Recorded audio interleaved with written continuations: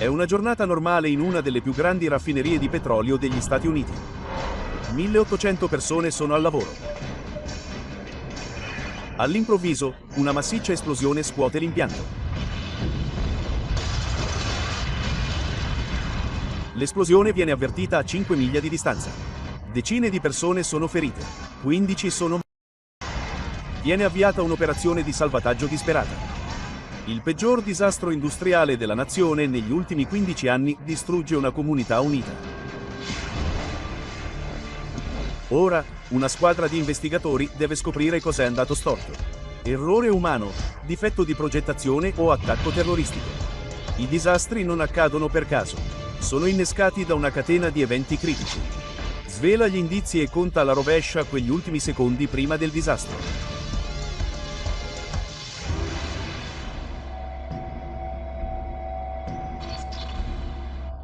Stati Uniti, Texas.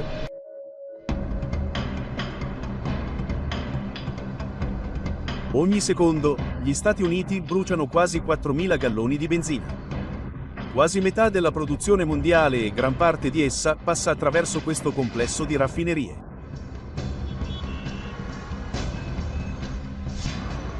In prima linea in questa industria multimiliardaria, 35 miglia a sud-est di Houston, si trova Texas City. 40.000 persone vivono raggruppate attorno a 3 gigantesche raffinerie. Una di queste appartiene alla seconda più grande compagnia petrolifera al mondo, la British Petroleum, o BP.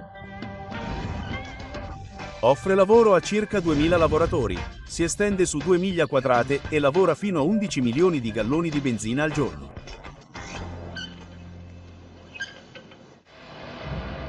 Con così tanto liquido infiammabile, c'è sempre il rischio di un disastro. L'industria petrolifera ha rigide linee guida sulla sicurezza e per una buona ragione. Dagli anni 70, più di 100 lavoratori del settore petrolifero sono morti in incidenti industriali negli Stati Uniti. La raffineria della BP di Texas City ha un record di sicurezza discutibile. I lavoratori sono stati in almeno 6 diverse occasioni. Nel settembre 2004, 2 lavoratori sono stati ustionati. L'Occupational Safety and Health Administration ha ritenuto la BP colpevole di violazione intenzionale delle linee guida sulla sicurezza del settore. Ora la BP afferma di aver migliorato i suoi standard di sicurezza.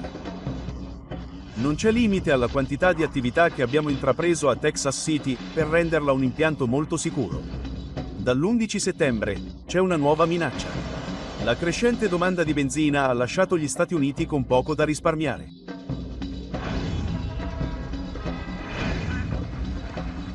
Un attacco qui potrebbe paralizzare la più grande economia del mondo. Di conseguenza, l'FBI ora considera questo gruppo di raffinerie come uno dei 5 principali obiettivi terroristici della nazione. 23 marzo 2005. La raffineria di petrolio della BP. Alle 2 di notte, gli operatori del turno di notte della raffineria della BP lavorano su una torre di distillazione. Per l'ultimo mese è stata chiusa per manutenzione di routine. Ma ora deve essere riavviata. Il processo di avvio può richiedere fino a 12 ore e la maggior parte deve essere eseguita manualmente. Il rischio di errore umano lo rende uno dei lavori più pericolosi in qualsiasi raffineria. La funzione della torre è distillare il combustibile grezzo nei suoi componenti più pesanti e più leggeri. Per distillare il combustibile grezzo, il petrolio viene pompato nella torre e riscaldato da una fornace, provocando l'evaporazione dei componenti più leggeri. Il vapore sale in cima alla torre e viene convogliato fuori attraverso un tubo. Quindi passa attraverso un condensatore che lo riporta allo stato liquido prima di essere pompato via. Questo verrà aggiunto alla benzina per renderla più potente. Il residuo più pesante lasciato sul fondo della torre viene sifonato e utilizzato per realizzare prodotti come il catrame. Se il processo di distillazione crea troppo vapore, gli operatori possono abbassare la pressione sfiatando i gas in eccesso. Questi alla fine raggiungono uno scarico di sicurezza o un camino di scarico. Poco dopo le 2 di notte, gli operatori pompano il combustibile grezzo nella torre. È un processo pericoloso. Il liquido è altamente infiammabile. Un'ora dopo, scatta un allarme nella sala controllo. L'operatore ha pompato più combustibile di quanto raccomandato a questo punto del processo nella torre. Contrariamente alle linee guida di sicurezza, l'operatore spegne l'allarme e continua a riempire la torre per altri 15 minuti. È una scorciatoia non ufficiale ma di routine.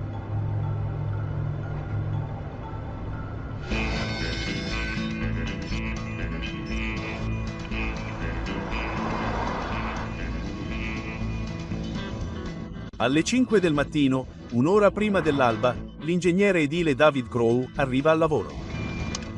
Il suo ufficio è in una roulotte di 70 piedi, pericolosamente vicino alla ciminiera di scarico. Lavora alla raffineria BP solo da 8 mesi, ma David e sua moglie Georgine sono diventati grandi amici dei suoi colleghi. Erano tutti amici.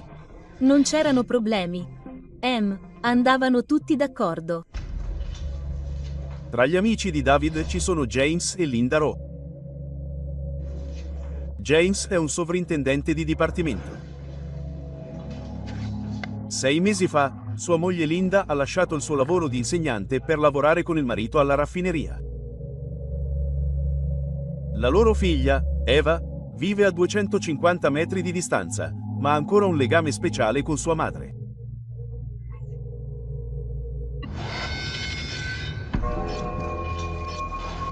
Alle 10:10, gli operai della torre di distillazione cambiano turno. Il computer mostra che il livello del liquido è sceso alla normalità. Il supervisore passa alla fase successiva del processo di avvio. Un operatore immette altro carburante nella torre. Pochi minuti dopo, il supervisore riceve una telefonata. Suo figlio si è rotto un braccio a scuola.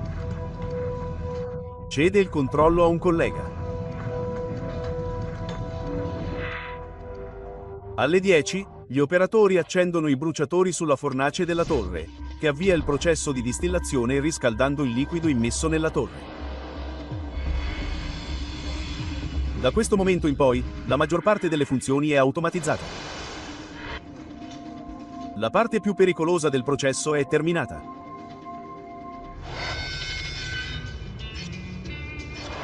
Poco prima delle 22, i lavoratori si rilassano vicino alla torre di distillazione. È trascorsa una settimana senza incidenti e, come ricompensa, la direzione della BP offre loro il pranzo. Mentre i lavoratori mangiano, un pick-up bianco si avvicina all'unità di elaborazione principale. È uno dei tanti camion della raffineria e nessuno gli presta attenzione. Tra i lavoratori ci sono Ralph Dean e sua moglie Alyssa. Ralph è stato nello staff per 8 mesi come supervisore del rigging. Alyssa lavora come responsabile dell'ufficio nella roulotte lì vicino.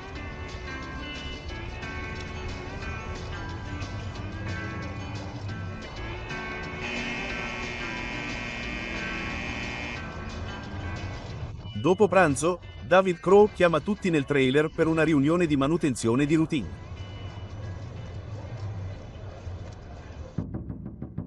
Mentre Alyssa si unisce a loro, il pick-up bianco parcheggia vicino alla ciminiera di scarico. L'autista lascia il motore acceso e scappa via.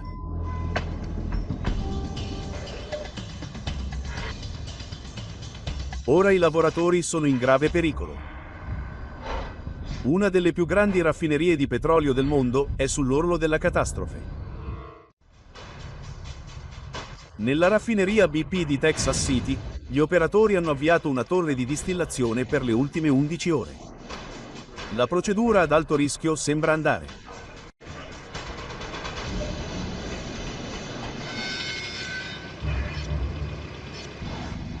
Ma verso l'1:30, i lavoratori sono allarmati nel vedere una pozza di liquido che filtra sotto un pick-up bianco. Non sanno cosa sia, ma è probabile che sia infiammabile. Il motore del camion è in moto, ma l'autista non si vede da nessuna parte. I lavoratori corrono a mettersi al riparo, temendo il peggio.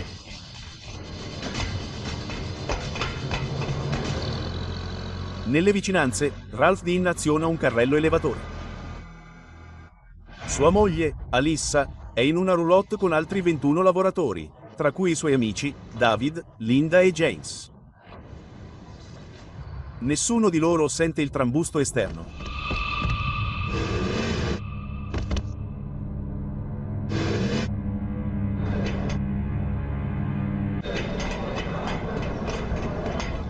All'improvviso, un'esplosione squarcia la roulotte.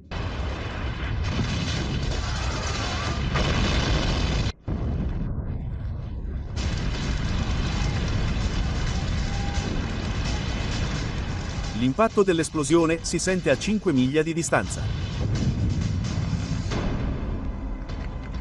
Appena fuori Texas City, la moglie di David Crowe, Georgine, è impegnata al lavoro.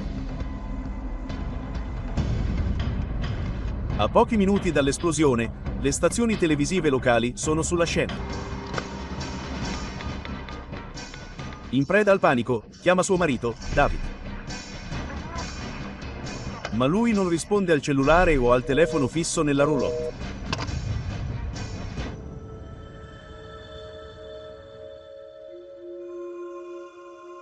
La preoccupazione ora è che forse il numero delle vittime, sfortunatamente, potrebbe aumentare.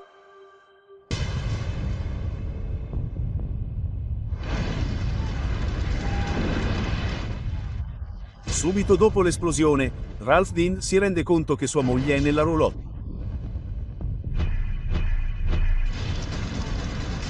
Corre a cercarla, ma non si vede da nessuna parte.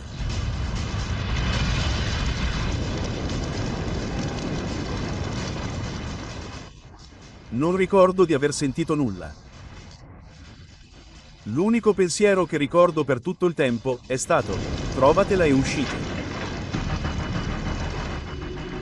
Anche David Crowe è nella roulotte. È privo di sensi e intrappolato sotto i detriti. Mentre riprende conoscenza, lotta per liberarsi.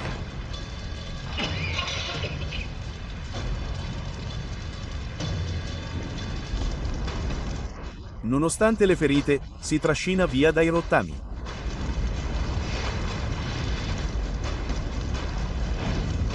Vede Ralph che cerca sua moglie, Alissa. Nessuno dei due uomini riesce a dare un senso a ciò che lo circonda. Non c'era niente che potessi riconoscere. Niente, tutto era semplicemente fatto a pezzi. Era l'inferno sulla terra. Nel frattempo, Eva Rowe è in viaggio verso Texas City per far visita ai suoi genitori, James e Linda. Non ha idea che una massiccia esplosione abbia distrutto la raffineria. Mancano solo pochi giorni a Pasqua e non vede l'ora di trascorrere le vacanze con la sua famiglia. Ma la giornata di Eva sta per prendere una piega drastica. I suoi genitori sono rimasti intrappolati nell'esplosione insieme alla moglie di Ralph, Alissa, e al marito di Georgine, David. Non tutti sopravviveranno. Un'esplosione nella raffineria di petrolio della BP a Texas City distrugge un'area di diverse migliaia di metri quadrati.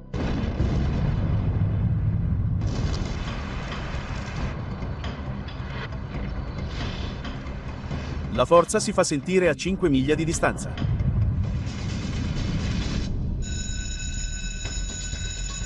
Viene avviata un'imponente operazione di salvataggio.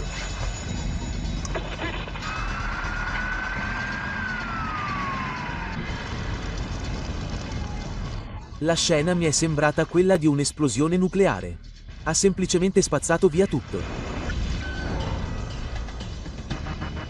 David Crowe giace paralizzato, soffocato dai fumi. Miracolosamente, due colleghi lo incontrano e lo trascinano in salvo. Come diavolo sono riuscito a uscirne? Perché io? Perché sono stato risparmiato?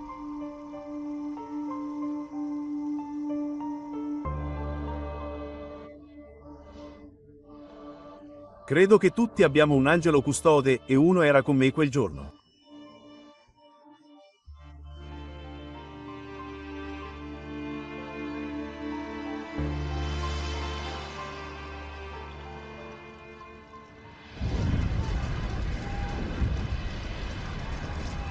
Nelle vicinanze, Ralph Dean sta ancora cercando sua moglie, Alyssa. Tutto quello a cui riesco a pensare è di scavare. È come se stessi scavando e non stessi andando da nessuna parte. All'improvviso, vede dei detriti che riconosce dall'ufficio di sua moglie. Sotto, trova Alyssa.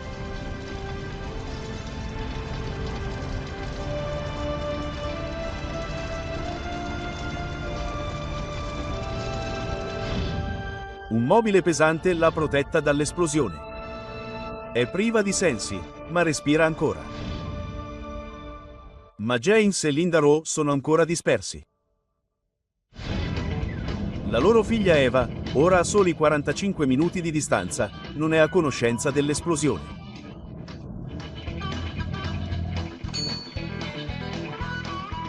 Apparentemente c'è stata una grande esplosione. Abbiamo capito da uno dei testimoni che ci ha chiamato che è avvenuta alla raffineria della BP. Quando sente la notizia, chiama immediatamente sua madre, ma non c'è risposta.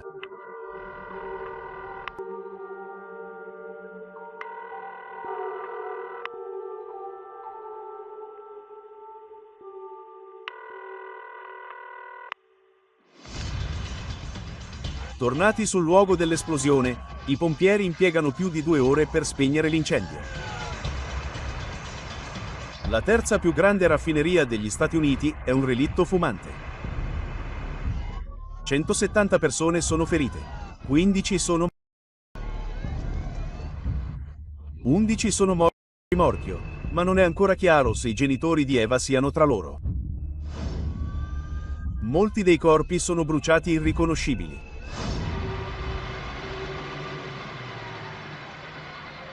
Il giorno seguente, Eva ha chiesto di fornire la cartella clinica dei suoi genitori. Nessuno dei due è sopravvissuto. Texas City è addolorata. Cosa potrebbe aver scatenato questo incubo?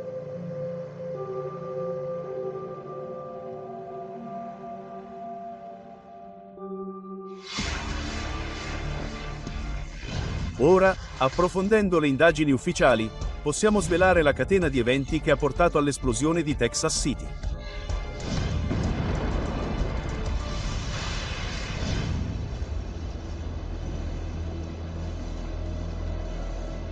I primi agenti sulla scena sono agenti dell'FBI. Arrivano poche ore dopo il disastro. L'industria petrolifera texana è una preoccupazione particolare. Dall'11 settembre, queste raffinerie sono considerate obiettivi di alto valore. Gli agenti temono che questo disastro possa essere l'inizio di una nuova ondata di terrorismo interno. Parlano con testimoni oculari per cercare indizi. E diventano sospettosi quando sentono parlare del pick-up bianco. Diversi testimoni ricordano di aver sentito il motore del pick-up rombare, sebbene non ci fosse nessun conducente a bordo.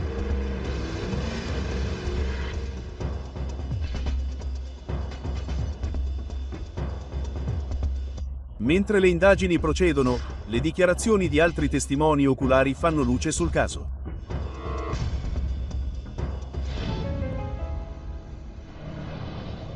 Sei minuti prima dell'esplosione, del liquido fuoriusciva dal camino di scarico a soli 9 metri da dove era parcheggiato il pick-up. Il liquido traboccante potrebbe spiegare il mistero del motore che accelerava. Normalmente, il carburatore di un motore miscela aria pulita con carburante, che si accende, facendo girare il motore. Ma il pick-up non aspirava aria. Il suo motore era inondato dai fumi prochimici provenienti dal liquido fuoriuscito. Questo avrebbe potuto farlo accelerare senza conducente. Una singola scintilla dal motore in funzione è sufficiente per incendiare i vapori. Il terrorismo non sembra più probabile. Poiché il fluido fuoriuscito ha probabilmente causato l'esplosione, l'FBI affida l'indagine a una nuova squadra.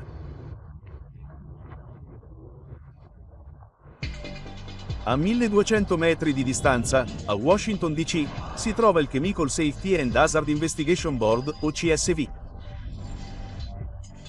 È stato istituito nel 1998 per indagare sugli incidenti industriali. Il team del CSB comprende ingegneri chimici e meccanici, esperti di sicurezza industriale e altri specialisti. Molti investigatori vantano anni di esperienza nel settore chimico. Il CSB arriva a Texas City il giorno dopo l'esplosione. Il team è guidato dall'investigatore capo Don Holmstrom, uno dei massimi esperti in sicurezza chimica.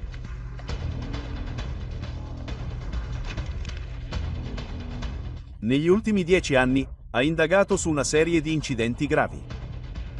È noto alla stampa come un evangelista della sicurezza ed è ben equipaggiato per gestire questa indagine di alto profilo.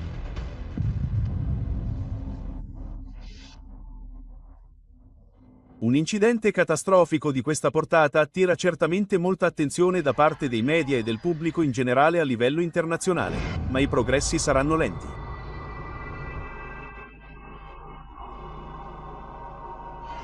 Testimoni chiave sono morti o feriti. Gran parte delle prove è andata distrutta nell'esplosione e il luogo dell'esplosione è pericoloso. Tuttavia, le testimonianze oculari hanno stabilito che il camino di scarico è al centro del disastro. È la fonte del liquido che è fuoriuscito sotto il pick-up bianco.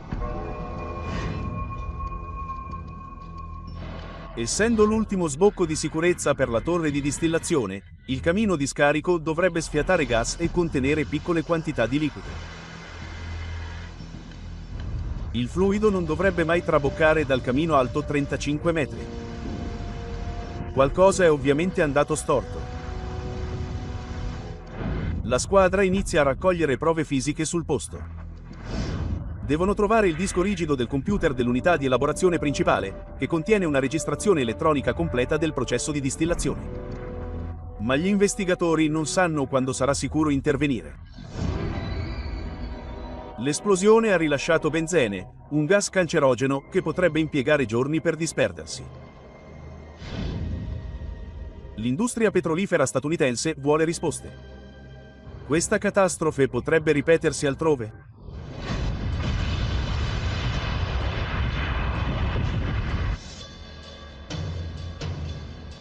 Torri di distillazione identiche esistono in raffinerie in tutti gli Stati Uniti. Se non fossero sicure, l'intero settore potrebbe essere paralizzato. A causa dell'incertezza, i prezzi del gas raggiungono il massimo storico. E la più grande economia mondiale è in bilico. Un'esplosione scuote la raffineria di petrolio della British Petroleum a Texas City. 170 persone rimangono ferite, 15 sono morte. L'FBI esclude un attacco terroristico. Don Holmstrom e il suo team del Chemical Safety Board stanno cercando di scoprire cosa sia andato storto. Il disastro può essere ricondotto al liquido infiammabile fuoriuscito dal camino di spurgo. Il camino è collegato alla torre di distillazione e Holmstrom sospetta che il liquido provenga da lì. Ma come sia potuto raggiungere il camino di spurgo è un mistero. Durante il processo di distillazione, il liquido nella torre non dovrebbe superare i 2,5 metri. Per fuoriuscire, deve salire di oltre 45 metri oltre il livello corretto. Ma esiste una serie di misure di sicurezza per impedire che ciò accada. In primo luogo, una valvola di controllo dell'uscita regola automaticamente il flusso del liquido dal fondo della torre. Se la torre inizia a riempirsi eccessivamente, la valvola si apre ulteriormente e il livello scende di nuovo. In secondo luogo, un indicatore di livello fornisce agli operatori in sala controllo un aggiornamento costante sul livello di riempimento della torre e un allarme scatta se la torre inizia a riempirsi eccessivamente. Con un secondo allarme di riserva, il sistema dovrebbe essere a prova di errore. Ma se i sospetti di Omem sono fondati, tutte queste misure di sicurezza devono essere fallite. Per scoprire cosa stesse succedendo nella torre prima dell'esplosione, interroga i testimoni oculari e scopre che la torre di distillazione è stata avviata lo stesso giorno dell'esplosione.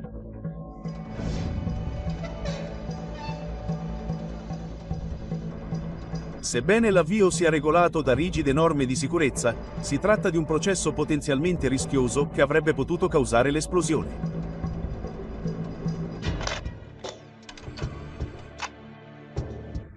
Holstrom interroga gli operatori che hanno lavorato all'avvio e scopre che un operatore del turno di notte ha violato le norme di sicurezza.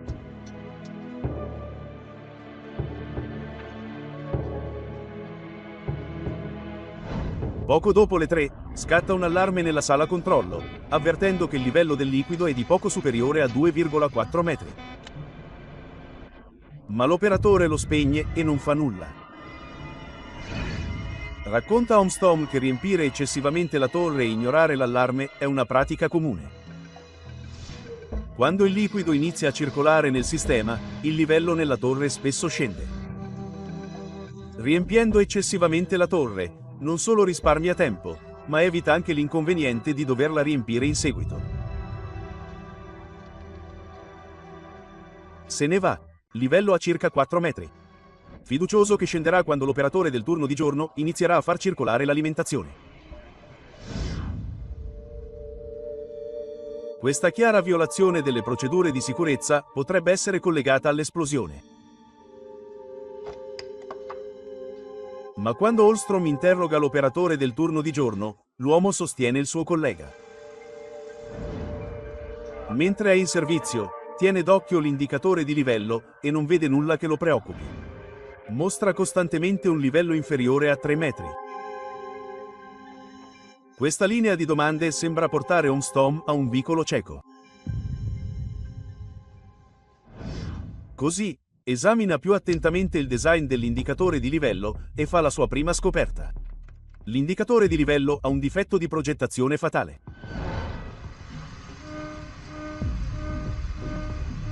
Può misurare liquidi solo fino a un'altezza di 3 metri.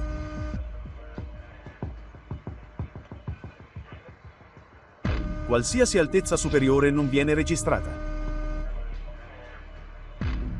E ancora peggio, se il liquido supera i 3 metri, l'indicatore potrebbe mostrare un calo di livello.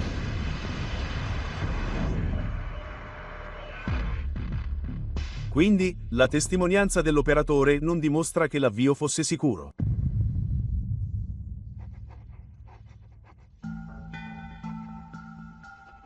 Ma anche tenendo conto di questi errori, dovrebbero esserci sufficienti misure di sicurezza per prevenire un'esplosione. Un secondo allarme situato sopra il primo dovrebbe attivarsi se il livello del liquido supera i 2,45 metri. Eppure nessuno ricorda di averlo sentito. Holstrom esamina gli ordini di lavoro della BP e scopre un altro errore critico.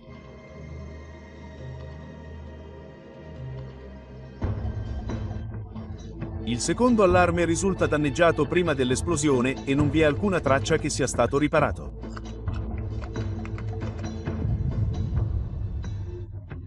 Dei 2 allarmi di alto livello della torre, uno è stato disattivato e l'altro non ha mai funzionato.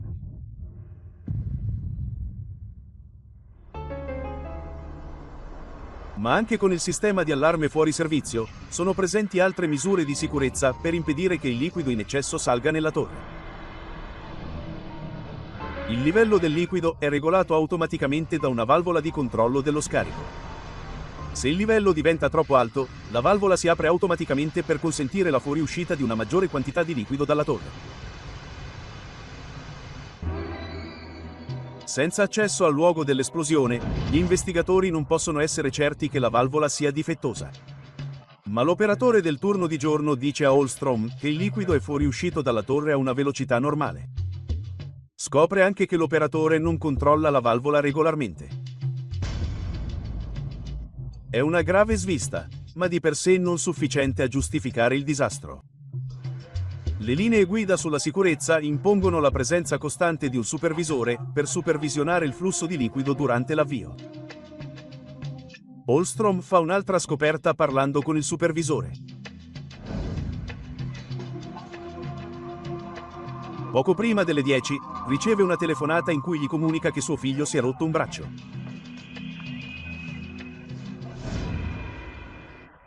Lascia il suo posto e cede il controllo a un collega.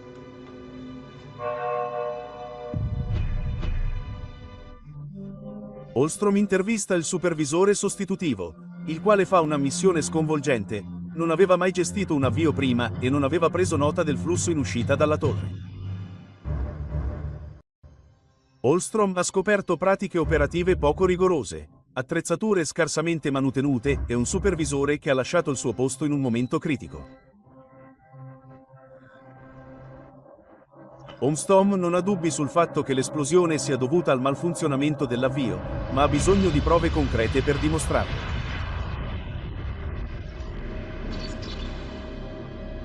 Un grado aprile 2005. Una settimana dopo l'esplosione, la squadra è finalmente autorizzata ad accedere al luogo dell'esplosione.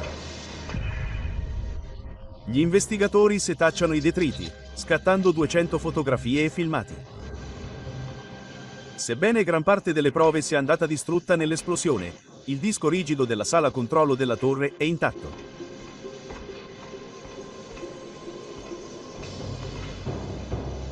È l'equivalente della scatola nera di un aereo e contiene una registrazione elettronica di tutto ciò che è accaduto nella torre.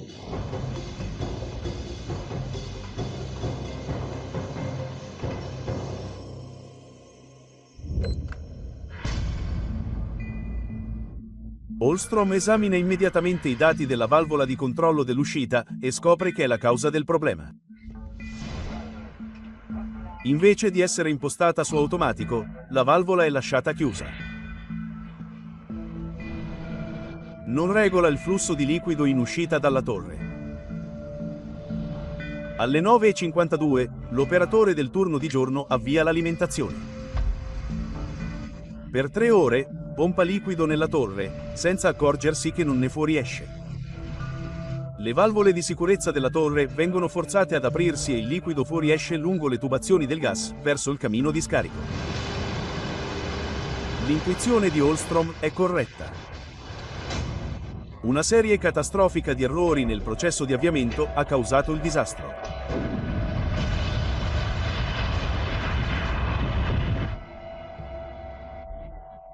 La BP si assume la responsabilità dell'esplosione, ma 2 mesi dopo attribuisce la maggior parte della colpa ai lavoratori di livello inferiore, il che frustra molti a Texas City.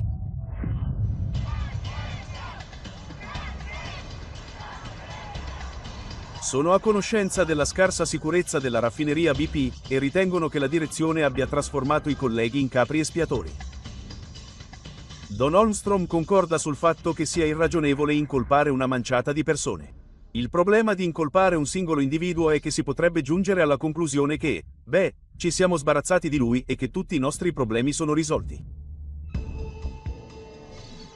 Per determinare da quanto tempo questi problemi di sicurezza persistono, Holmstrom torna all'hard disk del computer trovato tra le macerie. Contiene una registrazione completa dei precedenti avvii della torre. Scopre una storia allarmante di incidenti pericolosi. I registri dimostrano che l'operatore del turno di notte sta dicendo la verità.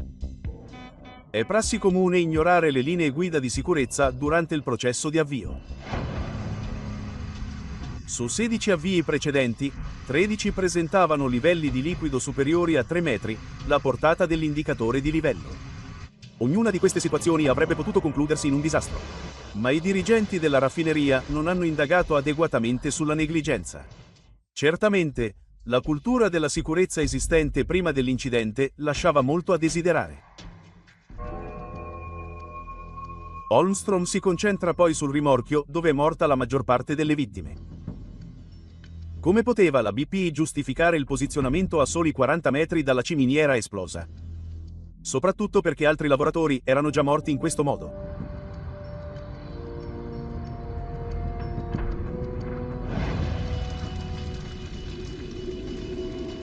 Nel 1995, in una raffineria di Pennzoil in Pennsylvania, un rimorchio si trovava vicino a due grandi serbatoi di stoccaggio. Quando i serbatoi esplosero, 5 lavoratori persero la vita. L'indagine che ne derivò mise in guardia dal posizionare i rimorchi vicino a materiali infiammabili. Ma i calcoli di rischio della BP dimostrarono che, poiché il rimorchio era vuoto per la maggior parte dell'anno, il rischio per i dipendenti era basso. La mancanza di misure di sicurezza e la presenza di dipendenti pericolosamente esposti sono una combinazione letale, ma non sono una novità per Texas City.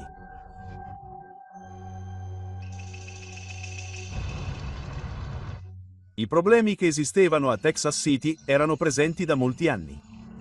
La sicurezza era molto problematica. Nell'impianto, i lavoratori erano preoccupati di andare al lavoro a causa del rischio di incidenti catastrofici. Anche prima di questa esplosione, l'impianto di Texas City era la raffineria di petrolio più pericolosa degli Stati Uniti. Dagli anni 70, gli incidenti qui hanno ucciso 30 lavoratori. Credo che questi eventi non siano correlati. Ce ne sono stati alcuni, e ce ne pentiamo per ognuno di loro.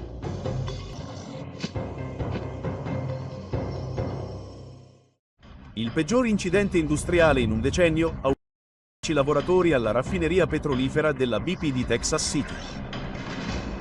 Don Holmstrom e il suo team del Chemical Safety Board stanno indagando su una cronologia di decessi nell'impianto. Nonostante le affermazioni della BP di dover affrontare il suo scarso record di sicurezza, il team trova prove del contrario. Nel 1998, un promemoria interno del Consiglio di amministrazione della BP a Londra ordina a tutti i responsabili della raffineria di tagliare i costi operativi del 25%. E questo taglio dei costi è collegato al disastro.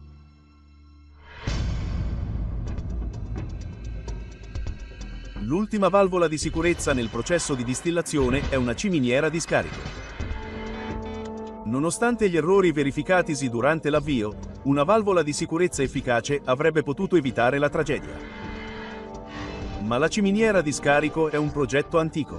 Ha più di 50 anni. Holmstrom scopre che nel 2002 la BP decise di non sostituire la ciminiera con un moderno sistema di sicurezza a torcia. Questo modello all'avanguardia è in grado di gestire il liquido che trabocca mentre una torcia brucia il gas in eccesso. Il nuovo design avrebbe impedito il disastro. Questo è il caso di un'azienda che nega il rischio. Conoscevano i pericoli. Ne erano consapevoli, ma quando hanno avuto l'opportunità di agire, non l'hanno fatto. Sostituire la ciminiera esplosa sarebbe costato meno di 6 milioni di dollari, circa un giorno di produzione nella raffineria di Texas City. Per le persone che lavoravano lì, sarebbe stato un piccolo prezzo da pagare. Sono le persone. Le persone sono la cosa più importante. Non l'impianto, non la società stessa. Sono le persone. Ci sono voluti 6 mesi perché David Crow tornasse a camminare normalmente.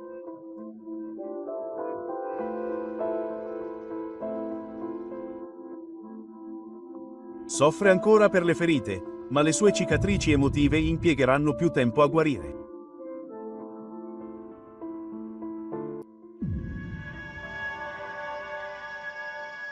Come David, la moglie di Ralph Dean, Alyssa, si è rotta la schiena.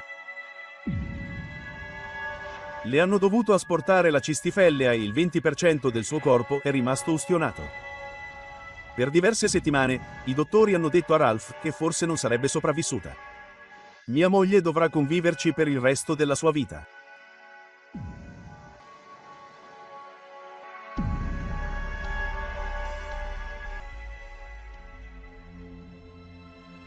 Anche Eva Rose sta lottando per farcela. A più di un anno dall'esplosione, non riesce ancora a fare i conti con la perdita dei suoi genitori. Dall'esplosione, la BP ha accantonato più di $1 miliardo per pagare le richieste di risarcimento. 6 lavoratori, incluso il loro supervisore originale, hanno vinto azioni legali dopo che la società li ha ingiustamente accusati del disastro. La BP ha nominato un nuovo responsabile del sito a Texas City. Ha trasferito i suoi rimorchi e ha iniziato a sostituire le ciminiere di scarico. La società sta ora eseguendo una revisione totale delle sue operazioni globali nella speranza di evitare tragedie come l'incendio petrolifero di Texas City.